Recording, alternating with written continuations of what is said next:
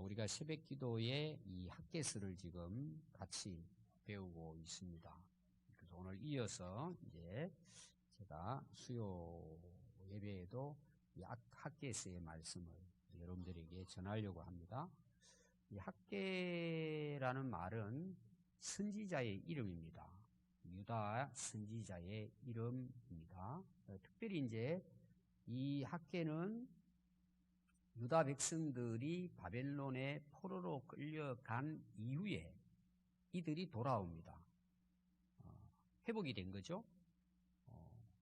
BC 537년에 하나님께서 바벨론에서 이들을 다시 돌아오도록 은혜를 베푸십니다. 그래서 이들이 돌아왔어요. 몇 년도에 돌아왔다고요? 기원전 BC죠. 기원전 537년. 여러분들이 이제 연도 같은 것이 중요합니다. 중요한 연대가 있어요. 예루살렘이 멸망한 것은 586년. 그들이 1차로 복귀한 것은 BC 537년이에요. 이때가 이제 예레미야 선지자가 70년 동안 바벨론의 포로로 있을 것을 예언한 내용과 관련되어 있는 연도예요. 근데 70년은 BC 605년부터 시작이 돼요. 1차로 포로로 끌려갔기 때문에 그때부터 해가지고 돌아온 날이 537년이니까 70년이 됩니다. 시작부터 해서 끝 해를 갖다가 이야기를 하는 것입니다. 돌아왔어요.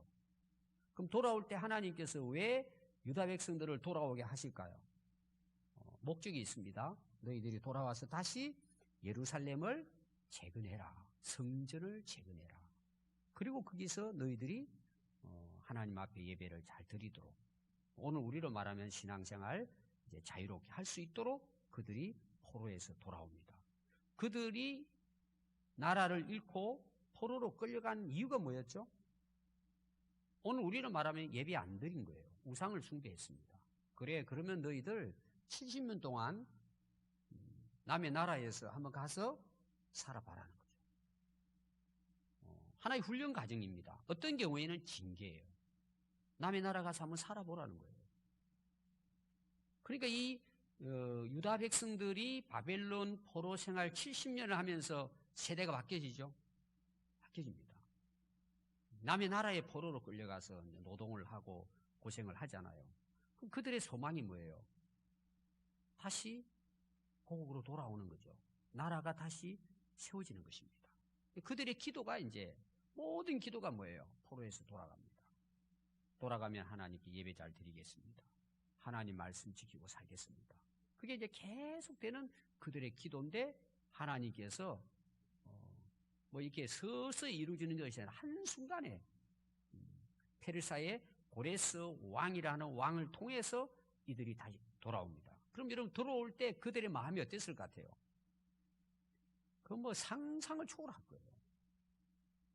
이건 우리가 표현할 수 없을 거예요. 그들에게 있어서는. 그럼 그들이 와가지고 무슨 생각을 했을 것 같아요?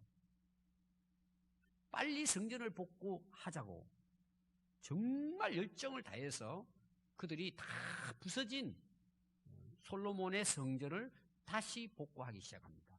이 복구하는 때는 1년이 지난 후에요. BC 537년에 돌아와서 1년 후에 BC 536년에 재건을 시작합니다. 왜냐하면 가서 이제 뭐 집도 없으니까 대략 이제 움막도 쳐야 되고 먹을 것이 없으니까 또 밭도 갈아야 되고 뭔가 이제 자기들의 삶의 터전을 마련했을 거예요. 그리고 뭐 쓰러진 집도 다시 복구했을 것이고, 그리고 이제 어느 정도 이제 자기들이 먹고 자고 할 정도 되니까 이제 그 다음에 성전 건축을 시작을 하는 것입니다. 근데 그게 잘 될까요? 어렵습니다.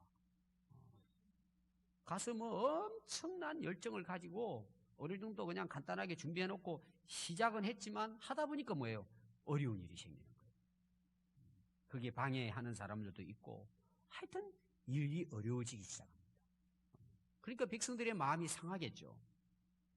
우리가 돌아와서 뭔가 열정을 가지고 잘 하려고 하는데 이게 안 되는 거예요. 어려운 거예요. 막히는 거예요. 그러니까 그들의 입에서 나오는 말이 뭐냐? 이건 때가 아니다. 시기가 아니다. 그러고는 그냥 슬슬 손을 놔버리는 거예요. 그러면 그들이 뭘 했을 것 같아요? 농사를 지었겠죠. 수확을 했겠죠. 또 수확을 하니까 어때요? 먹고 사는 것이 어느 정도 유지가 되잖아요. 그러니까 이제 집을 지어야 되는 거예요. 집을 지었어요. 그렇게 하다가 이 기간이 몇 년이 지나느냐? 16년이 지납니다. 그럼 여러분 계산해 보세요. 16년이 지나면은 몇 년이 되죠? BC 520년이 되는 거예요. 그러니까 16년 동안 처음에 열정이 그냥 식어져 버리고 16년 동안을 그냥 하나님의 성전은 그냥 황폐한 상태에 있고 무너져 있고 자기들의 그냥 살림살이 바쁜 거예요. 먹고 살 정도가 아니고 이제는 집을 지으니까 어때요? 집도 잘 짓고 싶은 거예요. 편안하게. 뭔가 좀 안정된 생활을 해야 되겠다. 그럼 그건 참 좋은 생각일 수 있죠. 근데 문제가 뭐예요? 16년 동안 하나님의 성전에 대한 관심이 사라져버린 거예요. 16년 동안 먹고 살고 집을 짓고 하다 보니까 하나님께 대해서는 외면하게 되는 거예요. 그러실 때 하나님께서 어떤 선지자를 세우느냐? 학개라고 하는 선지자를 세우는 거예요. 그래서 학개 선지자가 이 학개서가 1장, 2장, 2장입니다. 아주 짧은 장이에요. 하나님이 학개 선지자를 통해서 이 유다 백성들에게 하시는 말씀이 기록되어 있는 거예요. 그럼 말씀을 전한 내용의 중심 내용이 뭘 같아요? 왜 너희들 처음에 그 열정을 잃어버리고 16년 동안이나 하나님께 대해서는 관심도 없이 너희들 먹고 자고 좋은 집을 짓고 그러면서 너희들은 살고 있느냐? 빨리 너희들이 회개하는 마음으로 돌아와서 하나님의 전을 다시 복구하도록 해라. 여기에 대한 예언이 학개서의 내용이에요. 그래서 이런 학개서 내용을 보면은 4번에 걸쳐서 하나님께서 학개에게 예언하는 말씀이 나옵니다. 그걸 4번의 설교라고도 해요. 그래서 제가 조금 전에 여러분들에게 이제 설명한 내용은 1장의 이제 전반부의 내용입니다.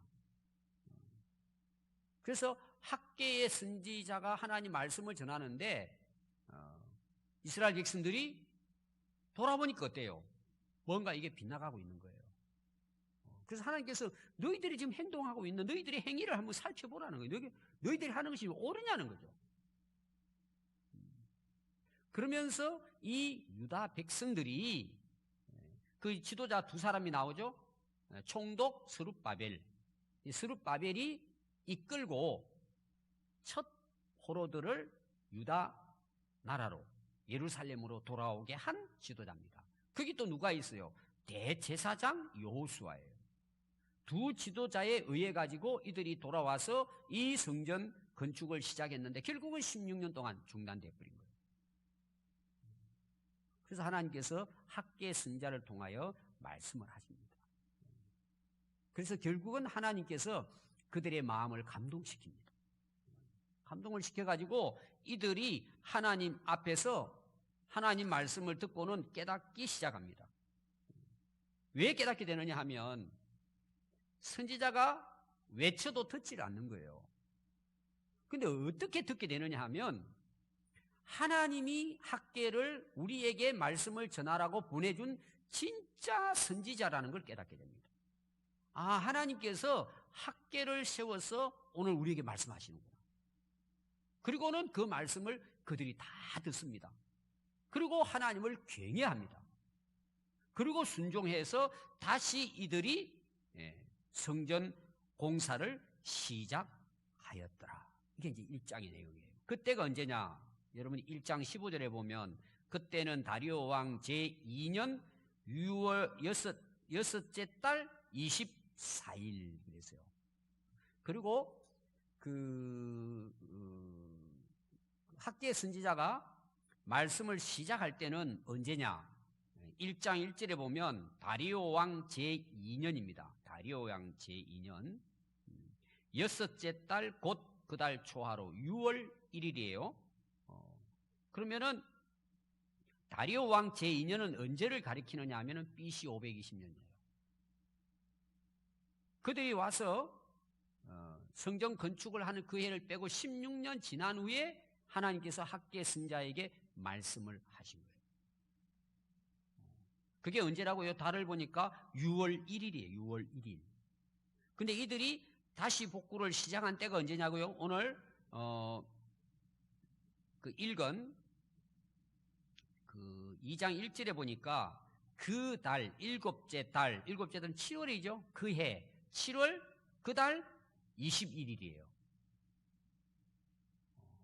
그럼 그 앞에 바로 5절에 보면 다리오 왕 제2년 6째 달 24일이에요. 1장 1절에 보니까 6월 1일이었어요. 그럼 공사를 다시 재개한 게 그 학계 선자의 말을 듣고 거의 한 20며칠 지난 후에 성전 복구를 시작해요. 듣고 난 다음에 그동안 준비를 좀 했겠죠? 그리고 오늘 2장 1절에 보면 일곱째 달 21일 이렇게 나와 있잖아요. 그러니까 6월 1일에서 7월 21일이니까 거의 20일 가까이 됐죠?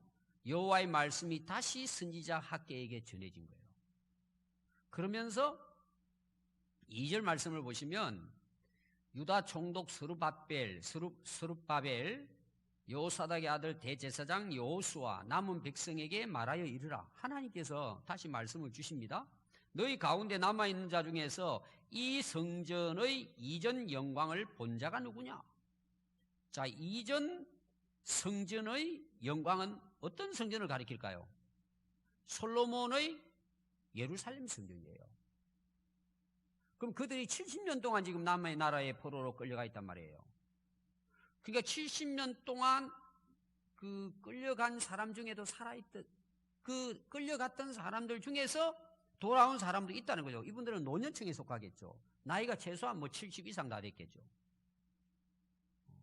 지금 성전을 건축하려고 하는데 하나님께서 그러시는 거예요. 얼마나 이제 진척이 됐는지는 모르겠어요.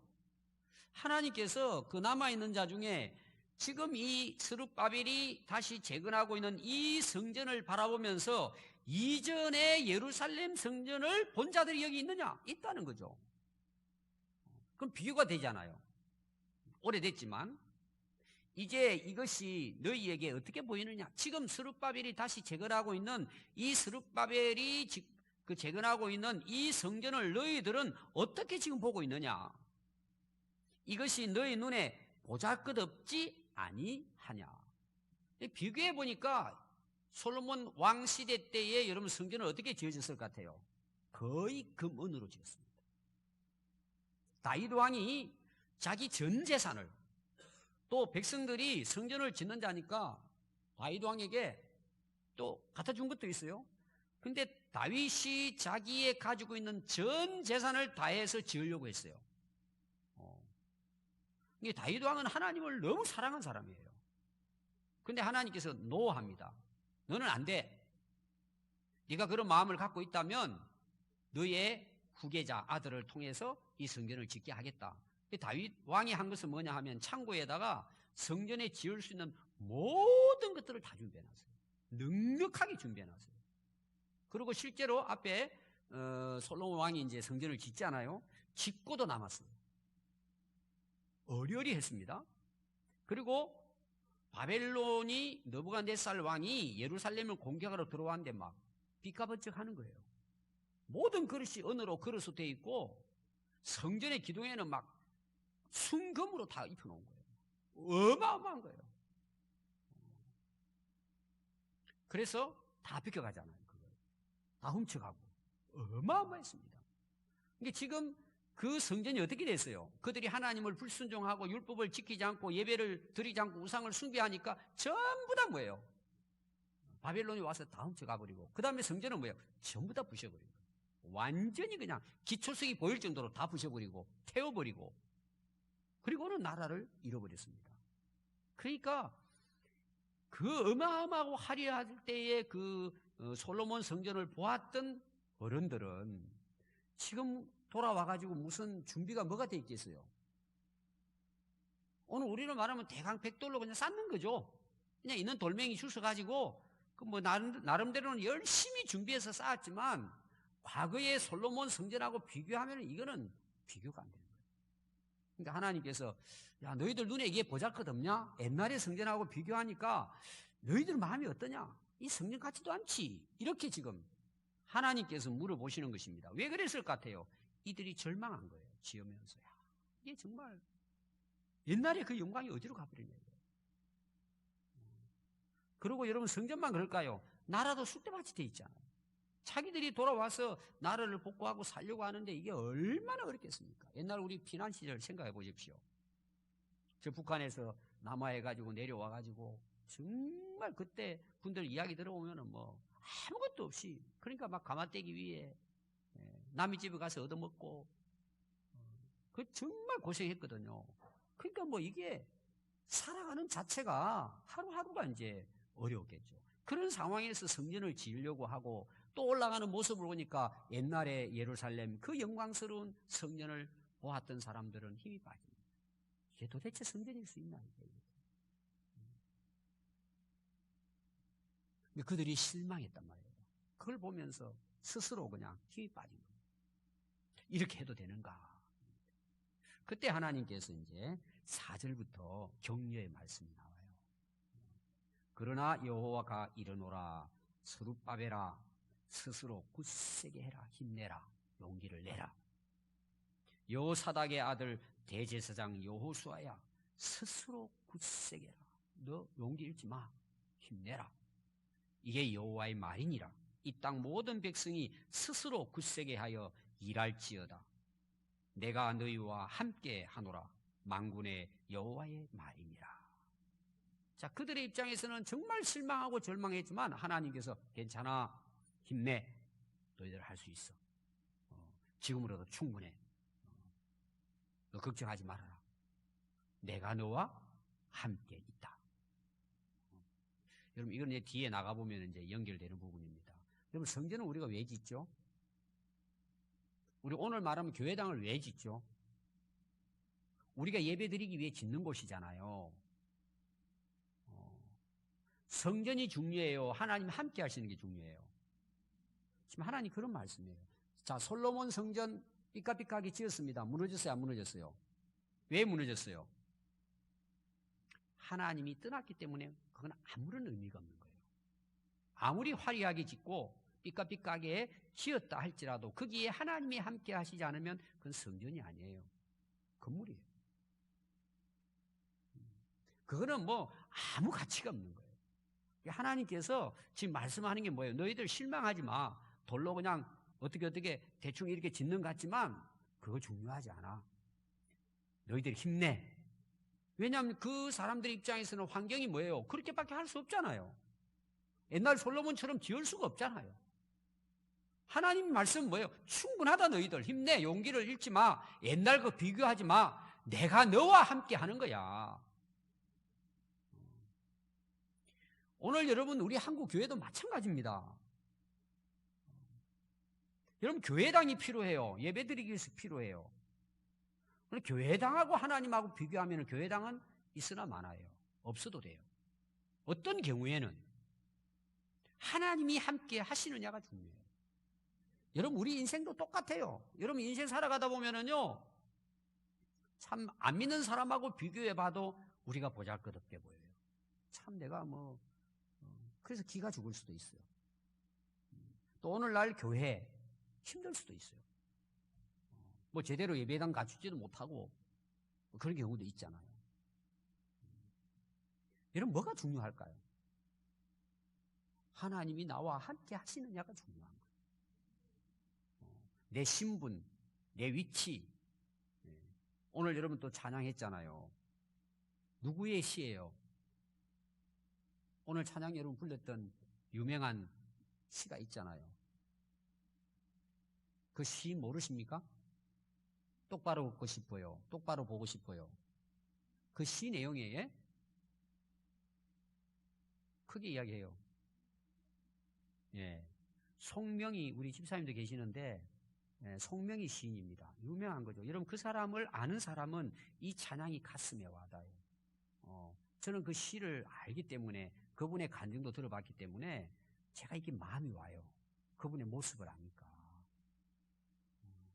여러분 인생에 중요한 게 뭐예요? 화려한 옷을 입고 사는 겁니까? 화려한 집에 사는 겁니까? 나와 예수님이 하나님이 함께 계시느냐? 그럼 되는 거예요.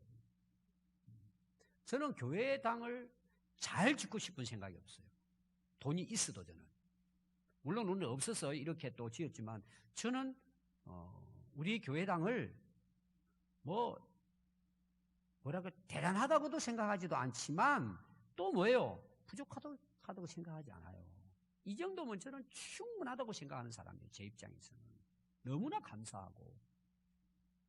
저는 농촌에 허물어져가는 그 옛날 양철지붕 예배당이 사택으로 썼어요. 옛날 분들이 그렇게 해가지고 양철 하나 올려놓고 합판 그냥 천장 하나 걸쳐놓은 그게 예배당이었어요. 그것도 아마 한 10평이나 될까요? 그리고 이제 성도들이 옆에 또 벽돌로 교회당을 새로 지었습니다. 자그마하고 초월하죠. 여러분 그 예배당의 모습이 중요할까요? 하나님이 함께 하심이 중요할까요? 하나님이 함께 하신다. 오늘 하나님이 그런 말씀이에요. 너 실망하지 마. 힘내.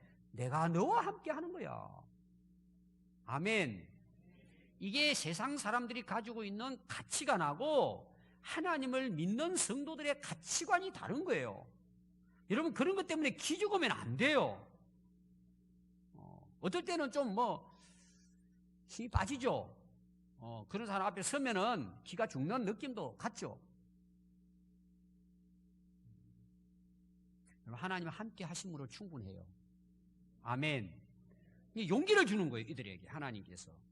나 금은으로 만든 예루살렘 성전 원하지 않아. 지금 너희들이 하는 그거 내가 여기 함께 있는 거야. 그거하고 상관없다는 거죠. 너희들 충분하다는 거예요. 힘내라는 것입니다. 괜찮다는 것입니다. 오늘 그런 말씀이에요. 그러면서 5절 보니까 너희가 애굽에서 나올 때에 내가 너희와 언약한 말과 나의 영이 계속하여 너희 가운데 머물러 있나니 너희는 두려워하지 말아라. 여러분 그 당시는 건물을 그 예배당을 짓는 것 자체가 가진 것이 없어서 어려움도 있지만 방해하는 사람들이 많았어요. 좀 이따 이제 그 내용이 좀 여러분들이 나중에 나올 것입니다. 그걸 못 보는 거예요. 그 뭐라고 기득권이 있는 거예요. 기득권. 자기들이 그 사마리아 사람들이 자기들이 먼저 여기에 오래 살았기 때문에 그 기득권이 넘어갈까봐 반대합니다. 괴롭힙니다. 어려움을 많이 당합니다. 두려워하지 말라는 거죠. 무수하지 말라는 것입니다. 여러분들이 이제 그 여호수아에게도 그러잖아요. 너 두려워하지 말아라. 모세와 함께 했던 내가 너와 함께 할 것이다. 너는 강하고 담대하라. 내가 너와 함께 할 것이다. 6절 보니까요. 만군의 여호와가 이같이 말하노니 조금 있으면 내가 하늘과 땅과 바다의 육지를 진동시킬 것이요. 이거는 뭐예요? 하나님의 임재를 의미하고 종말에 가서는 예수님이 재림할 것에 대한 마지막 때를 비유하는 내용입니다.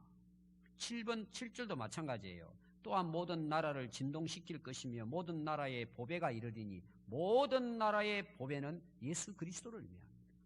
그리스도가 보물이죠. 그래서 내가 이 성전에 영광이 충만하게 하리라.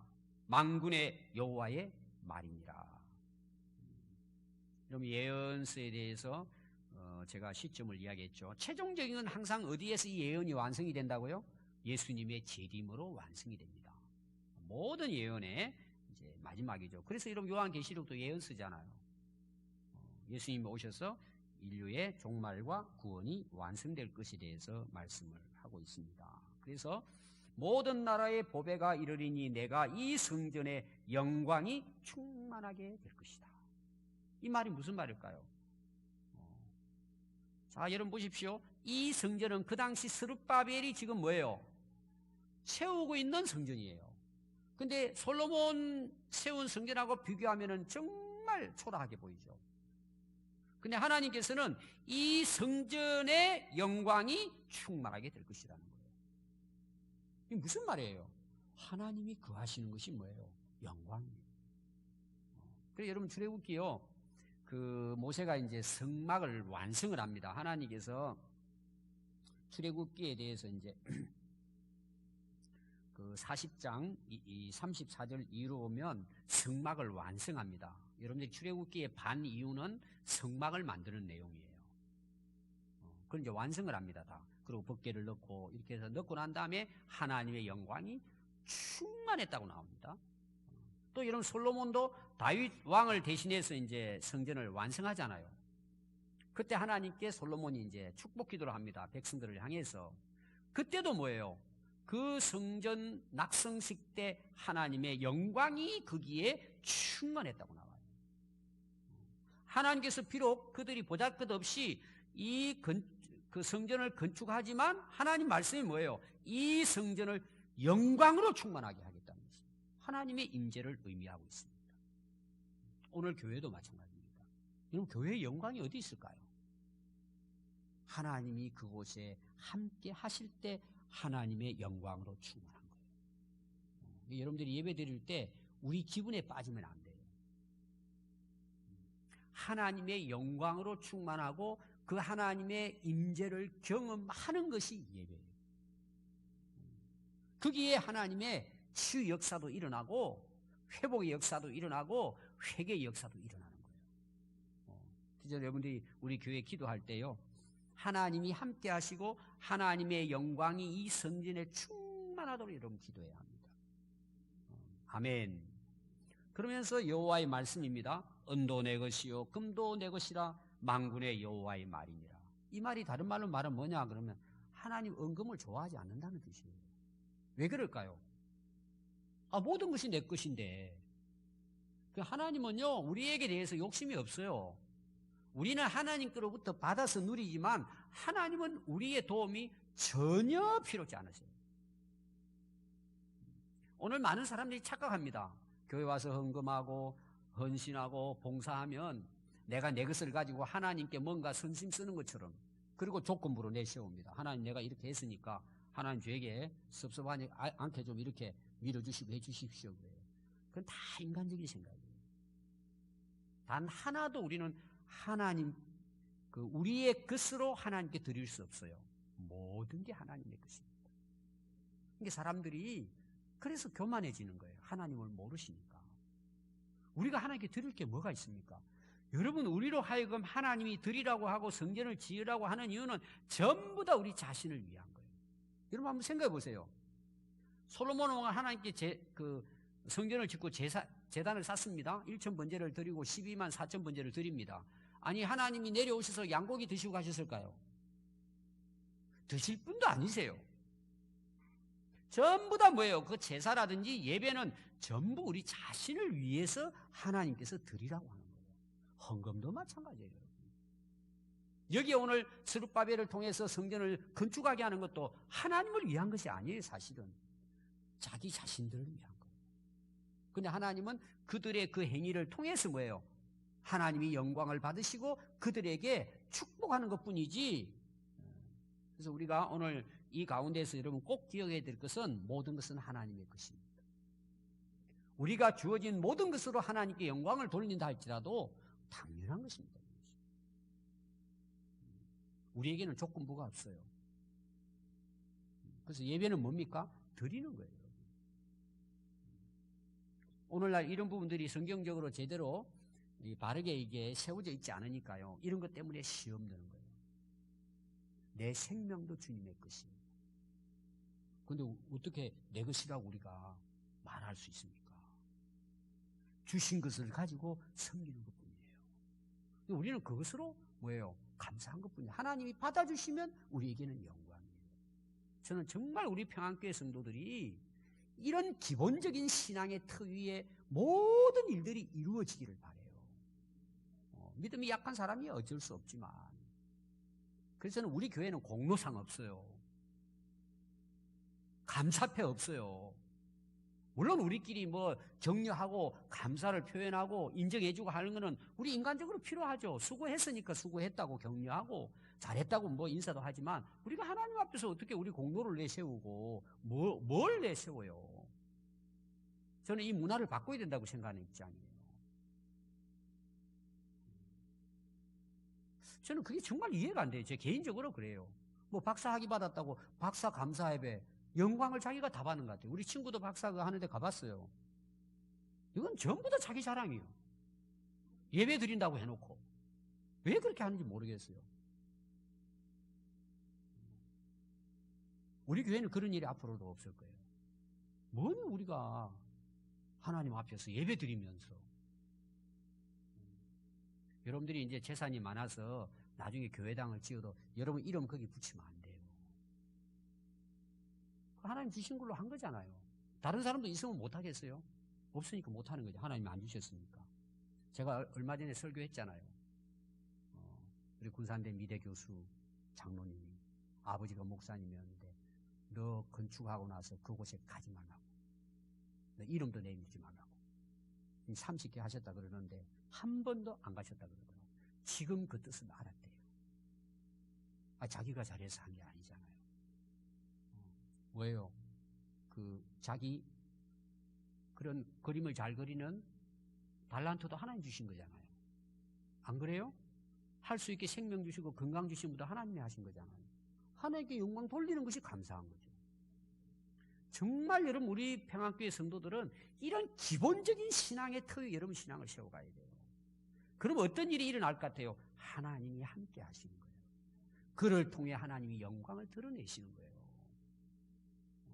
여러분 그런 은혜가 있기를 바라요. 자, 그다음 마지막입니다.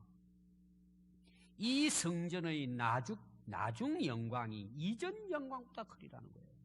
전에 어떤 그런 성전에 화려하고 영광스러운 것보다 이 성전의 나중 영광이 앞으로의 그 성전의 영광이 이전 영광보다 크리라.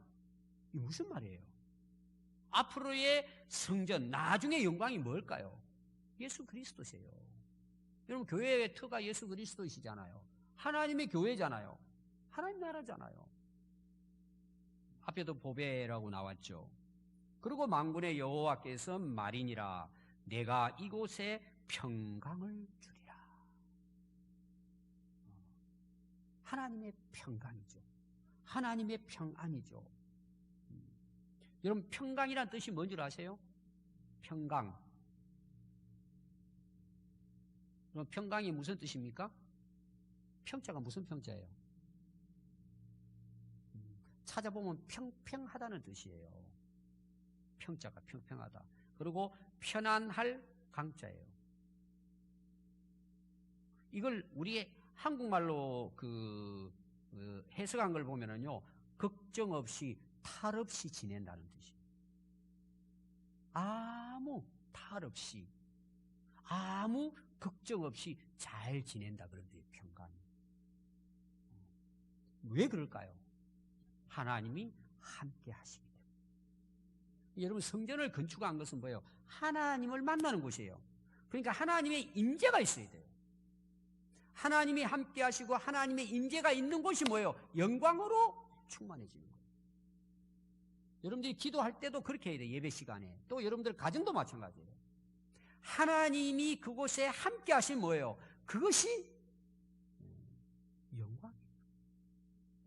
우리의 삶에 하나님이 함께 하신다면 그게 뭐예요? 하나님의 영광으로 드러나는 거예요. 거기서. 그리고 또 하나 주는 게 뭐예요? 평강이 임하는 거예요. 평강을 주시는 거예요. 한번 보세요. 하나님의 임재가 있어요. 하나님이 영광을 드러내세요. 그곳에는 평안이 있는 거예요. 평강이 있는 거예요. 여호와 샬롬이에요. 아무 탈 없는 거예요. 어떤 일이 있어도 뭐예요? 문제 없는 거예요. 저는 한마디로 결론을 내리면 여러분들의 인생이 그렇게 되기를 바라요. 하나님이 함께 하시는 분. 내 그 모습이 어떠한 거 중요하잖아요. 하나님이 함께 하시면 그게 영광이 드러나. 하나님의 영광이 그를 통해 드러나는 거예요. 그리고 그의 삶은 어떻게 돼요? 평강에 평강이 더해지는 거예요. 여러분 진짜 우리가 하나님과 함께하는 믿음의 삶은 첫 번째는 복음의 자유고 두 번째는 평안입니다. 평안한 거예요. 어느 곳에 있어도 감옥에 들어가도 평안한 거예요. 왜 그래요? 요셉이 감옥에 들어갔는데도 평안하잖아요. 왜 그렇다고요? 하나님이 그와 그곳에서 함께 하셨다. 성전은 여러분들이 내 자신도 하나님이 거하시면 성전이고, 껍데기가 어떻게 되든지 간에 우리가 하나님을 모시고 예배하고 하는 그곳이 뭐예요? 하나님의 임재가 있다면 그건 영광이에요. 그게 하나님의 평안이 임하는 거예요. 그래서 여러분들의 삶, 예배의 삶, 또 여러분 가정에 들어가서 여러분 가정도 마찬가지예요. 여러분 가정이 어떤 아파트 사느냐, 얼마나 잘 꾸면 상관없어요. 거기 하나님이 함께 하시면 하나님의 영광으로 빛나요. 그리고 그 가정은 뭐예요? 평안해지는 거예요. 여러분, 이런 정말 하나님의 임재, 하나님이 함께 하시는 하나님의 영광이 드러나는 그런 우리 교회, 여러분 자신, 여러분들의 가정 될 수 있기를 바랍니다. 기도하겠습니다.